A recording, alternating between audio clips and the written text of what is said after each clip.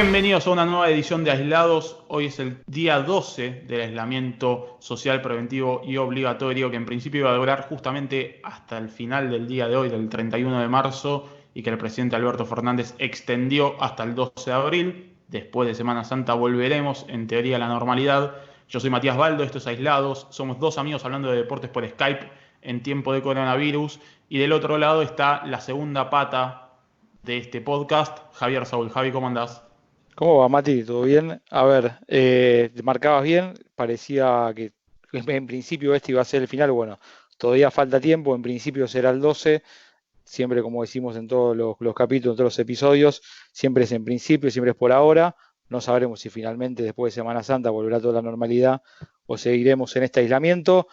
Aislados, suma un nuevo episodio. Recuerden que pueden suscribirse, poner me gusta, hacer todo lo que ya saben en Spotify, Apple Podcast, Google Podcast, Deezer y Castbox. Y que además nos pueden escuchar en YouTube, buscan Aislados y están los videos con todos los episodios. Reina la incertidumbre en estos días en cuestiones de salud pública, pero también en lo deportivo. Javi, va a ser el tema de hoy, una nota muy interesante que escribiste en el diario La Nación sobre una de las grandes dudas de estos días y es cómo afectará el coronavirus al deporte en general, pero específicamente al fútbol. ¿Nos podés contar un poquito de qué se trata esta perspectiva que leíste, la verdad, muy interesante en el diario? Sí, a ver, básicamente está llegando información todos los días, a toda hora, de diferentes movidas que hay en diferentes clubes del mundo. Mi idea fue justamente juntar toda esa información que venía llegando y con un foco en particular. Esto obviamente impacta en todo el deporte. A ver, no metamos al fútbol como la víctima ni nada por el estilo. Sí una sensación, a ver si coincidís, Mati, que el fútbol está acostumbrado y es quizás no pasa tanto en grandes ligas, ¿no? No pasa tanto en NBA, no pasa tanto en fútbol americano, no pasa tanto en otros deportes, está acostumbrado a gastar por encima de sus posibilidades. Y ante esa situación, ahora se enfrenta que no le ingresa dinero directamente, tiene todo bloqueado, no le ingresa dinero, es todo pérdida y no sabe cuándo va a empezar a ganar. Entonces, bajo ese concepto fue la duda si el coronavirus llevará finalmente a que explote la burbuja del fútbol y me animo un poco más que explote la burbuja, que sería que explote la burbuja y de repente después se reacomode todo, si no lleva un colapso. El fútbol es una industria, Javi, cuyos clubes, cuyos integrantes están permanentemente en deuda. Es algo que vemos constantemente en el fútbol argentino, que los clubes, lo normal es que estén en deuda. La verdad es una locura cuando uno lo piensa, comparándolo con otros deportes, con otras ligas. Por ejemplo, bueno, vos planteabas el caso de la NBA. La verdad es que queda esta sensación permanente cuando uno ve los montos de los traspasos, la verdad que el fútbol está siempre por encima de sus posibilidades, que gasta más de lo que ingresa. Bueno, y es una realidad que ahora les está explotando en la cara a todos los clubes, no solo del fútbol argentino, sino también del fútbol internacional. Por eso la UEFA se ha puesto eh, más dura con algunas sanciones a algunos clubes en el último tiempo por este fair play financiero que están buscando, porque es imposible lo que pasa en muchos de los clubes europeos que gastan más de lo que ingresan. Sí, y el problema ahí obviamente perjudica a los grandes, perjudica a los poderosos, por eso sabemos que Barcelona arregló con diferentes equipos del club la rebaja del 70% del sueldo, que el Bayern Múnich hizo lo suyo, que Juventus está por el mismo camino, pero también afecta a los más débiles. O sea, el ruido de los poderosos es directamente un sacudón, una réplica muy fuerte en los más débiles, que no tienen mucho fondo y que si en algún momento llegan a gastar un poco por encima de sus posibilidades, ahora se encuentran con un ingreso igual a cero, y eso me parece que empieza a hacer un bastante ruido. Y la pregunta también que aparece ante esto, primero si esto llega a un colapso o no. Bartomeu, el presidente de Barcelona, dijo que si en junio Barcelona sigue en esa situación, hoy no está en la quiebra, pero no saben en junio, por las pérdidas acumuladas que van a tener. Barcelona, no estamos hablando de un equipo del ascenso. La pregunta que te iba a hacer, Mati, me parece que también que empieza a rondar por ahí, es no solo el colapso, sino si esto nos lleva a cambiar por completo el mundo del fútbol como lo conocemos hasta hoy. Si Barcelona no puede sostener a Messi, si Juventus casi que tiene que salir a poner a la venta a Cristiano Ronaldo, qué pasará después de junio, ¿no? ¿Qué fútbol tendremos? Es que Javi, yo creo que vas a coincidir. La verdad que uno lo ve todos los días, año a año, mercado de pases tras mercado de pases, y da la sensación de que el fútbol es un modelo insostenible, que únicamente se sostiene porque no frena, pero esto expone demasiado esto que creíamos muchos, que pagar 100 millones de euros por un traspaso, hoy es una locura. La verdad, no sé, digo, en qué momento se empezó a ir y sería interesante que tal vez para un episodio futuro, durante este aislamiento, que veamos la cronología de los gastos de los clubes. La verdad es que los récords, no solo, por ejemplo, yo podría entender que Messi sea un jugador que genere un récord con su traspaso, pero la realidad es que se han pagado por jugadores que no son estrellas a nivel mundial, millonadas. Me parece que es un modelo realmente insostenible del fútbol y tal vez sirva esto, el coronavirus, como muchos dicen que va a servir para que nos volvamos una sociedad más igualitaria, con mayor conciencia social. Ojalá sirva también para dimensionar un poco mejor qué es el fútbol, qué significa realmente el fútbol y si es lógico que el fútbol mueva los millones que mueve. Obviamente la justificación más lógica es que genera esa cantidad de plata, pero evidentemente está mal administrada porque cuando una situación así pasa, está bien que es una anomalía y es un hecho único en la historia, pero que gigantes del fútbol mundial como Barcelona, Juventus, se planteen una posible quiebra, no te digo en un año, 6 meses, ya en junio, ¿sí? Me parece que es una situación que es caótica. Sí, y se empiezan a combinar algunos factores que, acompañando un poco lo que vos marcabas, terminan empujando un poco a estos clubes y al fútbol en general. Uno, los principales ingresos que tiene el fútbol es televisión. Al no tener partidos, la televisión empieza a arreglar a la baja, o si vos tenés un sistema de pay-per-view, el cliente empieza a retirarse del sistema porque no le estás Exacto. dando contenido. Por otro lado, la venta de tickets, venta de entradas, no tenés partido, así que no hay ingreso. Y después los grandes equipos tienen ingresos de museo, ingresos de colegio, ingresos de visitas, de tours, de visitas guiadas al club, y diferentes ingresos de sponsors. Y el sponsor que tiene que cerrar su fábrica o una empresa, lo que sea, empieza a negociarte a la baja. Vos no tenés ingresos en el museo porque la gente no va, vos no tenés, entonces se empieza a secar y al mismo tiempo tenés que mantener planteles que ganan, como vos decías, millonadas. En muchos casos, quizás merecido por lo que generan, o sea, si vos sos un jugador como Messi, que genera 1.000 millones de dólares, está bien que ganes en proporción a eso, pero en otros casos, quizás un poco inflado. Ese es un poco el contexto. Para sumarle un dato negativo, sobre todo para los clubes de Europa, en el último fin de semana llegaron a perder ya más de su 45% de su valor en lo que son la cotización de los clubes en bolsas de valores y demás. El impacto es grande, el impacto se va a empezar a sentir y están buscando cómo salir de esto. Uno de los ejemplos más claros es Alemania, que suele ser muy rígido, ya avisó que no va a ser tan rígido. Digo, para que se entienda un poco, ¿viste la típica debes y te descuento puntos, Mati? Bueno, Sí. debes y después vemos. Y ya que lo plantea Alemania, empieza a hacer ruido. Y te sumo algo, el derrumbe de los grandes en Europa impacta de lleno en Sudamérica. Y eso tiene que estar clarísimo. El sacudón en Europa va a cruzar el Atlántico y significa menos ingresos por venta de jugadores, porque ¿quién te va a pagar hoy? En Boca, River, va a venir el Barcelona Nadie. a pagarte 20 millones por tu jugador estrella, no lo va a pagar. Eso empieza a impactar acá y empieza a impactar todo ese combo que impacta en Europa, impacta acá. No tenés venta de entradas, no tenés televisación. Bueno, se empieza a secar el fútbol de a poco. Hablabas de la Bundesliga, Javi, una liga a la que le quedan 9 fechas pendientes, y la Bundesliga estima que perderá por derechos de televisación, si finalmente no se juegan esas fechas, 770 millones de euros. El CEO del Borussia Dortmund fue contundente, dijo que el fútbol alemán afronta la mayor crisis de su historia, y también directivos del Bayern Múnich señalaron que sin ese dinero un montón de clubes tendrán problemas financieros. Por eso decidieron el Leipzig, el Bayern Múnich, el Dortmund, hacer un fondo solidario para donarle 20 millones de dólares 20 millones de euros, perdón, al resto de la estructura de la Bundesliga.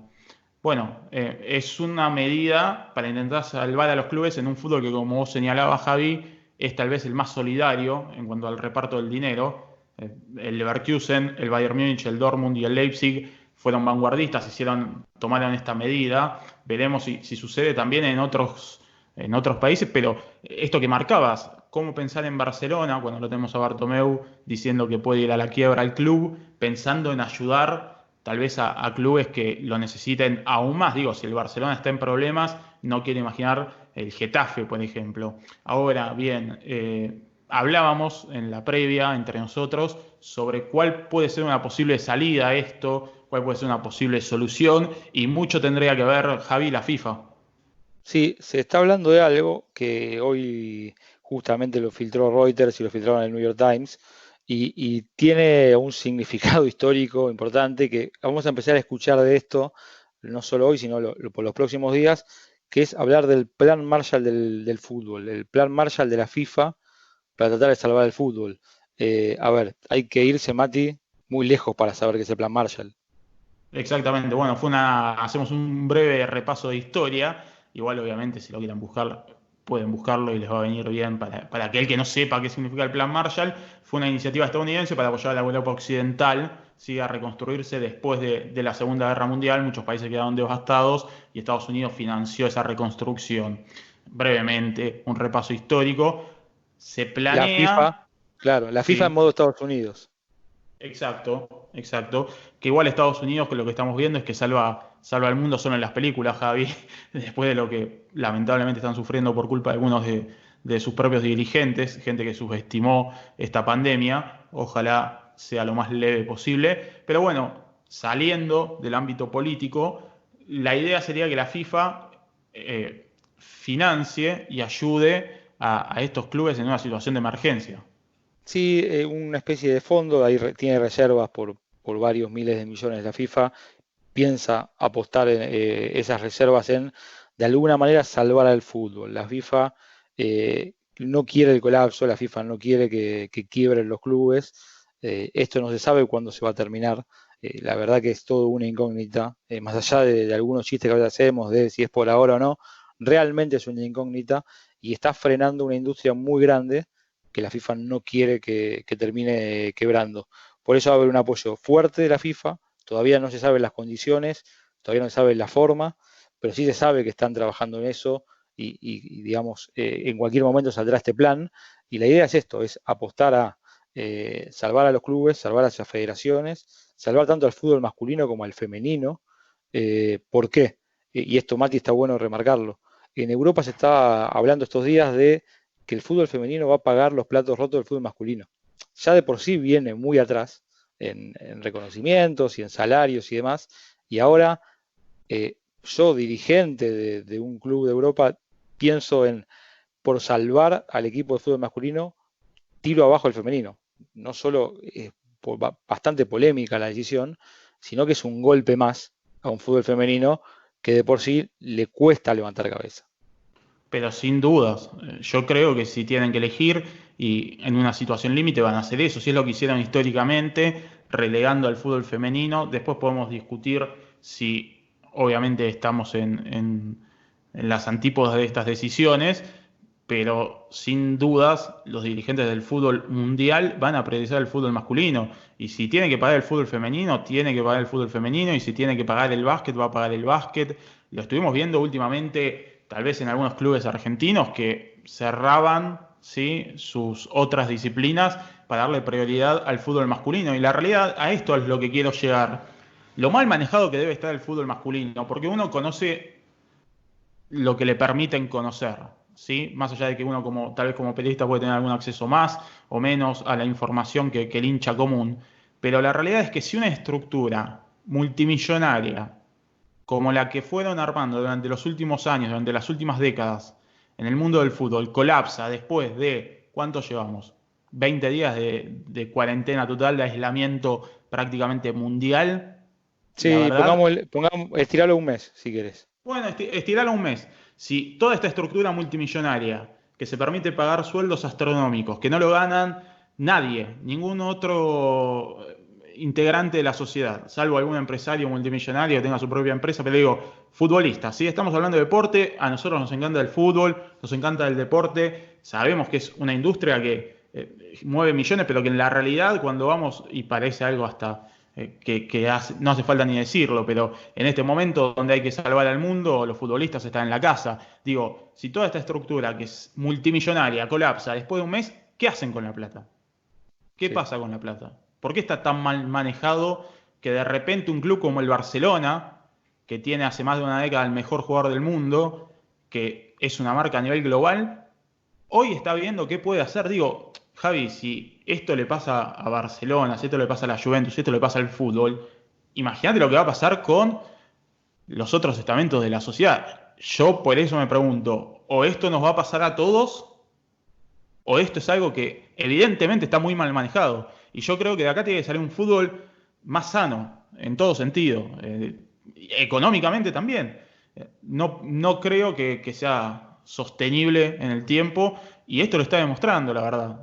Una crisis que es una pandemia que no existió nunca en la historia, una situación inédita, pero que realmente expuso al fútbol como nunca. Pues si en un mes Barcelona, Juventus, Tottenham, Bayern Múnich, todos los clubes tienen que recortarle los sueldos a los jugadores, entonces, ¿qué se comprometieron? A pagar cosas astronómicas que no podían prever. Digo, me parece que el fútbol vive en una realidad que es bastante ficticia. Sí, y que esto lo expuso. Bien marcabas. Sos un equipo que sale campeón de la temporada 2011-2012, 2012-2013. Y así hasta la 2018-2019. O sea, tenés una, dos, tres, cuatro, cinco, seis, siete, ocho ligas consecutivas del fútbol, de uno de los fútbol más poderosos de Europa. Si eso le pasa a la Juventus, ¿qué le va a pasar al Sassuolo? ¿No? Digo, O tal es, vez no, ¿eh? puede Digo, estar más en esto. ordenado la chica, digamos, tiene menos caja y siempre se manejó con Claro. menos. Pero digo, en algún punto no sabes hasta qué punto arrastra. Ese es el tema. No, por Y lo eso. otro, y lo otro que Es, me parece bueno marcar es que esto que el foco que se pone sobre el fútbol está lejos de victimizar al fútbol.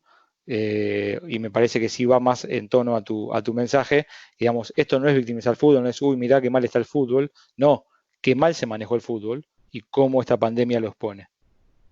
Por eso, justamente, Javi, lo que vos decías, por ejemplo, recién del Sassuolo, tal vez hay equipos que construyeron, que no salieron campeones, que no fueron de los más populares en la última etapa de este fútbol globalizado, pero descubriremos si hay equipos que fueron, eh, que se manejaron con responsabilidad. Esto es lo que a mí me queda como fondo de esto, porque la realidad es que es cierto, vos si generás efectivamente, a ver, todo este dinero, pero me voy a meter en otro tema también, porque en el fútbol sabemos, por ejemplo, que los jugadores cobran siempre con retraso, a veces no cobran, se les paga mal. Digo, el fútbol no es ordenado, no es un deporte ordenado. No lo fue nunca y no lo sigue siendo ahora que supuestamente proliferó la plata y se pagan cifras siderales por los jugadores. Digo, hay tanto oculto y misterioso atrás del fútbol. Por ejemplo, nosotros no sabemos cuánto ganan los jugadores. Y esto no es Sí, una cuestión de decir, bueno, quiero saber cuánto gana por mes Messi del Barcelona. Me refiero a que no hay explicación de nada. Vos agarrás la NBA, por ejemplo, y vos sabés cuánto cobra cada jugador por año. Y esto no es decir, bueno, somos chusmas y queremos saber cuánto cobra Ginobili, o cuánto cobra Leonard, o cuánto cobra Durant, o cuánto cobra LeBron James. Pero ¿qué pasa? Hay muy pocos clubes en Argentina y en el mundo que le explican a los socios, que son bueno, en Argentina los dueños de los clubes, o a los hinchas incluso, qué es lo que hacen con la plata. Entonces, de repente, nadie sabe cuánto ganan los jugadores, nadie sabe cómo le pagan, si están en deuda o no. Digo, el fútbol me parece que tiene que aprovechar, si es con algunos clubes en quiebra, que aprenda la lección el fútbol para ver si podemos tener un fútbol más real, más cercano, más solidario también, pero veremos qué es lo que pasa. Igual como siempre, la FIFA va a salir a rescatar al fútbol, a los clubes. Una FIFA que no ahorra tampoco en polémica, Javi, digo esto. Es como que el fútbol está siempre exceptuado de todo, ¿no? Vos sí, podés ser una entidad que ha tenido casos de corrupción y todo sigue, todo pasa, como diría Grondona. Nada cambia, el fútbol siempre sigue, siempre sobrevive. Y la verdad es un momento que vos decís, Bueno, no quiero hacer este discurso demagógico de ahora los médicos que ganan 2 mangos están poniéndole el pecho a las balas en una pandemia, pero la verdad es que cuando te lo pones a pensar 2 segundos decís, ¿y no estamos sobrevalorando la industria del fútbol? Bueno, sin dudas, lamentablemente, evidentemente sí. Sí, totalmente. Si te parece, Mati, para ir ordenando cómo se está desarrollando esto. A ver, un fútbol, decíamos, no en quiebra, pero sí con cierto temor o ciertas dudas sobre el futuro. Es una incógnita que va a pasar de acá a junio y los clubes lo saben. Una FIFA que piensa apostar sus reservas, poner sus reservas para salvar todo el fútbol, masculino, femenino, juvenil, que en teoría está en riesgo como estructura y después muchas señales. A ver, para repasar y ordenar un poco. Muchos recortes, veníamos hablando de grandes clubes que empiezan a recortar entre el 70 y el 20% de sus sueldos. El último fue el Tottenham recortando el 20%. Después jugadores que no saben si siguen o no. Caso Messi, caso Cristiano Ronaldo. Contratos que vencen en junio. Es un punto que están viendo cómo se maneja porque no se sabe qué va a pasar si las ligas se retoman o no se retoman y qué pasa con esos jugadores, no solo por una cuestión económica, sino hasta por una cuestión laboral.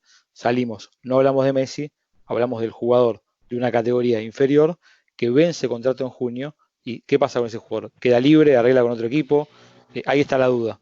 Y después algunos puntos más. En España se están hablando de suspensión de puestos de trabajo a todo nivel estructural, con muy fuerte el golpe en lo que es el fútbol femenino y el fútbol de ascenso. Decíamos hace un rato, una Bundesliga que se pone más flexible, y tratar de no descontar puntos, el pagar para ver que empieza a desaparecer, digamos, es todo un combo bastante grande, el fútbol masculino de alguna manera ajustando al femenino una vez más, y el último punto que sí me parece, Mati, para destacar, y empezó en Colombia y veremos si eso empieza a surgir en varios países, sobre todo de esta región, sobre todo de Sudamérica, que es golpearle la puerta al Estado y decirle, necesito que me den créditos blandos, necesito que el Estado me salve. Otra vez el Estado salvando el fútbol. No, no sería la primera vez. La verdad que imagino que los estados del mundo tendrán otras preocupaciones bastante más importantes en estos días que salvar a los clubes de fútbol. Que los clubes de fútbol cumplen una función social importantísima en muchos países, que tienen que ser ¿sí? sostenibles, que tienen que poder ser... A ver, somos fanáticos del fútbol nosotros, no es que no quiero que quede como que mandamos un mensaje anti-fútbol, pero la verdad, si otra vez para salvar el fútbol hay que ajustar sobre el fútbol femenino, sobre las inferiores, sobre otros deportes y hay que recurrir al Estado, bueno, que se recurra, que se salven estos clubes, pero a partir de los próximos años y cuando pase todo esto, nada, reestructurar para que cambien las cosas en el fútbol y hacer un fútbol más sostenible y real. Pero me quiero dejar de elevar la temperatura con el fútbol de Javi y vamos a ir a una buena noticia que nos dio este coronavirus. Hay un documental, la otra vez en uno de los primeros capítulos hablamos sobre muchos documentales y hay uno que estamos esperando hace mucho tiempo. El, creo, Javi, es el más esperado en los últimos años.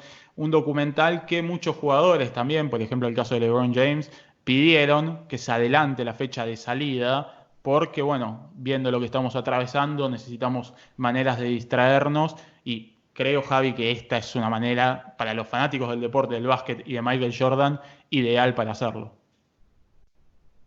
Sí, para tratar de acomodar esto. Esto no salía ahora en abril, Mati, ¿no? O sea, salía a mitad de año. No. Tenía fecha, sabés que si no me equivoco, no tenía fecha definida.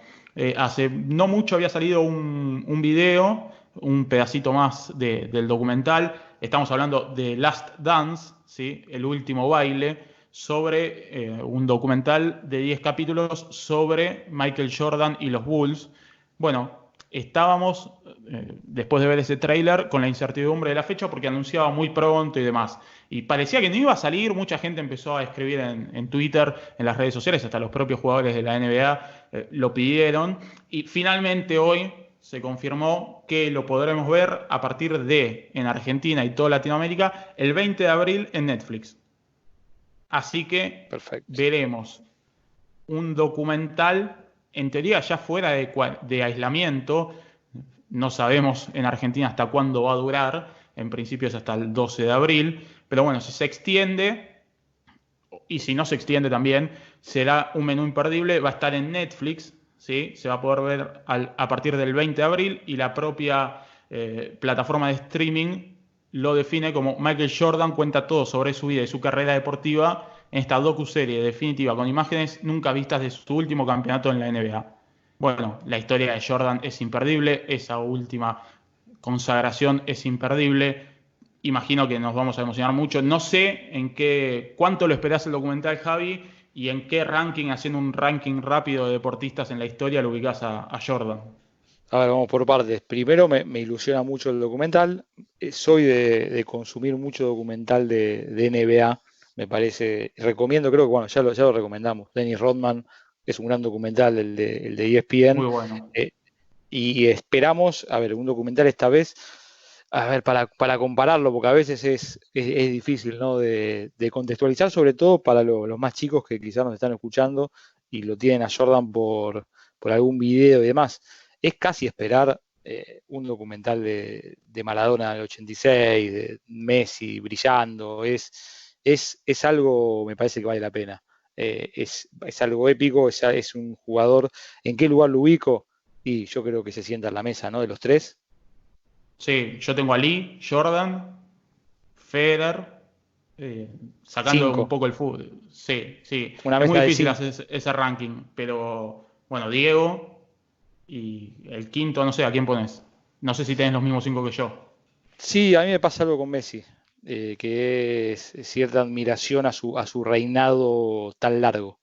No lo Eh, incluí porque digo, no se ha Federer retirado. tampoco, pero sí, la verdad es que el quinto Beatle debería ser Messi. Yo creo que lo de Messi, igual podemos hacer un episodio en estos días, Javi, pero lo de Messi, por el dominio y por la cantidad de tiempo en la que fue rey, es inédito en la historia del fútbol y en eso supera a cualquiera, incluso a Diego, pero bueno, podemos hablar de Diego horas. Sin duda, para mí, Javi Jordan fue un jugador que no lo vamos a entender nunca aquellos que no lo vimos en plenitud Claro, nuestra, ¿no? En plena conciencia. Es esto como lo que a veces creo que pasa con Maradona, que la otra vez cuando visitó a la Bombonera y se hablaba de su idolatría en el club o no, una discusión bastante sí, absurdo. obsoleta e Sí, innecesaria, absurda, pero que de todas maneras yo entiendo algún punto donde la gente más joven no entendía que era Maradona en ese entonces. Entonces, cuando se distorsiona ahora en el presente el mensaje, por ejemplo, que lo importante son los títulos, lo importante son los campeonatos, más en un club como Boca, por ejemplo, que ganó tanto, empezás a pensar en que, bueno, agarrás la planilla de Diego y decís, pará, ganó un campeonato, jugó poco tiempo, no es tan ídolo. Bueno, pero si vos agarrás a uno de los hinchas de Boca que iba a la Bombonera a ver a ese Boca, se le caían las lágrimas y habla hoy y se le siguen cayendo las lágrimas. Digo, a esto voy con Jordan, más allá de que para mí, en cuanto a talento, incluso es el mejor de todos los tiempos. Hay algo que no nos vamos a explicar y es que aquellos que yo, por ejemplo, tengo 28 años, no lo vi en vivo demasiado. Entonces, aunque lo quieras entender y te empapes y lo veas, no vas a terminar de entender lo que no. significaba Jordan para un mundo que tal vez no era la misma NBA globalizada que tenés hoy, que no llegabas a la NBA, que no era el producto que era hoy. Bueno, Jordan ayudó a cambiar eso, marcó una época y para mí es el más grande de todos los tiempos en la NBA. Sí, sí. A ver, por eso quería marcarlo y contextualizarlo para el que no. Y hay muchos. Estamos hablando de que si cualquiera de 20 años o por ahí empieza a no conocer esta historia de Jordan y me parece que está bueno, por eso lo marcaba. Que es medio difícil contextualizar qué es lo que se puede esperar, pero sí digo, a ver, si estoy esperando un documental de imágenes inéditas de Maradona del 86, podría estar esperando un documental de Jordan consiguiendo el sexto título con unos Chicago Bulls que se explican a través de Jordan, básicamente, y con una NBA que quizás ahí podemos hacer algún paralelismo con Maradona o viniendo más para acá en el tiempo con algún otro futbolista para que también se entienda, o mismo hay algunos tenistas y demás, que es la explosión, la globalización. Bueno, de Jordan para acá, la NBA cruza todas las fronteras y eso también es el valor que tiene Jordan. O sea, Jordan rompe cualquier barrera y cualquier fanático de la NBA llega a través de Jordan, sobre todo de esa época, a la mejor liga del mundo. Me parece que por ese lado viene Jordan. Después, en qué lugar se sienta en la mesa, podemos debatirlo por mucho tiempo, pero está claro que estamos hablando de uno de los mejores deportistas de la historia y que vale la pena esperar este documental. 20 de abril será entonces el documental, se podrá ver en Netflix. Pero bueno, Javi, vamos a ir cerrando por hoy. Este capítulo del día 12, estamos en aislamiento, somos aislados y nos despedimos hasta mañana.